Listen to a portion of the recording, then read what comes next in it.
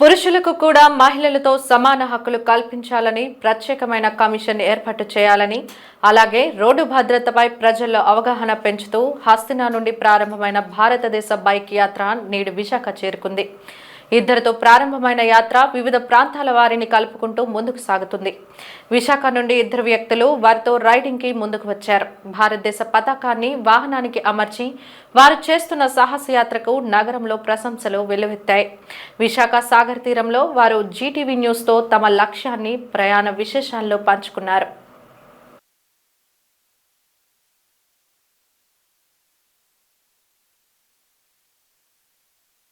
ये राइड की थी rides for man commission 34 day में 15,000 kilometre all over world 36 world record ride for man commission. इस ride का मेन पर्पज़ है कि मैन कमीशन बनना चाहिए।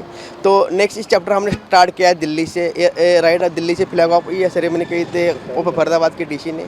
तो राइड्स ऑफ मैन कमीशन के लिए हम चल रहे इस साल 16,000 किलोमीटर ऑल इंडिया। हम आज विशाखापट्टनम में हैं, यहाँ से हम जाएंगे नागपुर।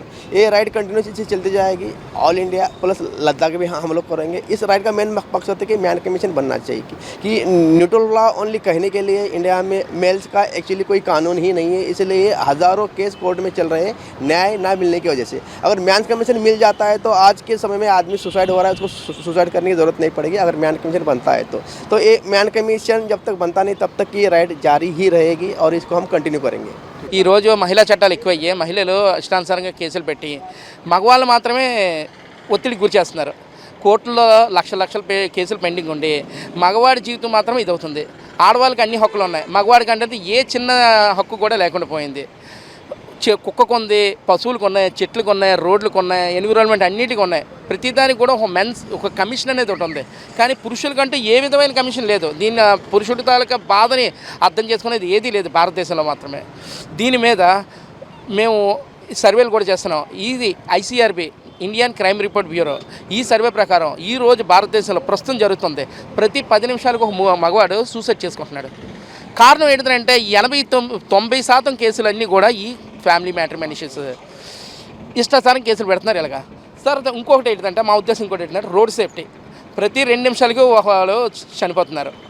ఈ రోడ్డు మీద అవేర్నెస్ జనరేట్ చేయడం కోసం ఇది కూడా రోడ్ సేఫ్టీని కూడా ప్రమోట్ చేసుకుంటూ మనుషులకు మగవాళ్ళకి కూడా ఒక హక్కు కావాలి.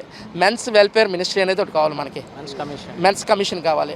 సో ఇది పాకిస్తాన్లో ఉంది, బంగ్లాదేశ్లో ఉంది, పక్కన ఉన్న చిన్న దేశాల్లో ఉన్నాయి, ప్రపంచం మొత్తం ఉన్నాయి. ప్రతి దేశంలో మగవాడికంటూ హక్కు ఉంది. ఇక్కడ అనేది ఏ విధంగా లేదు. భారతదేశంలో మాత్రం 20 సంవత్సరాలు 30 సంవత్సరాలు కోర్టుల్లో కేసులు నలుగుతూ 82% ట్యాక్స్ కడుతున్న మగాడికి ఏమీ లేకుండా ఉంటుంది.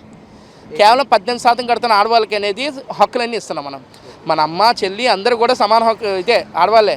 మరి వాళ్ళు ఉండగలిగింది మన భార్యలు అంటే మేము స్ట్రగులర్స్గా చెప్తున్నాం మేము బాధ అనేది. సో ఈరోజు ఈ సున్నితమైన విషయాన్ని ప్రభుత్వం చర్య తీసుకొని ఈ విషయాల్ని ఎంత తొందరగా పరిష్కరించాలి. ఇంగ్లాండ్లో అయితే 2 నెలల్లోనే కేసు అంతా క్లియర్ అయిపోద్ది. అది విడాకులవని కలిసి విడిపోని ఏదోటి. ఇక్కడ 20 సంవత్సరాలైనా అవ్వట్లేదు. దీనివల్ల మగవాడితాలకి ఇదేముంది, ఆడు ఒత్తిడిలో లోనయ్యి ఆడి సమాజానికి ఉపయోగపడట్లేదు, వీడు కుటుంబానికి ఉపయోగపడలేకపోతున్నాడు. కోర్టులో పెండింగ్ కేసులు వస్తుంది.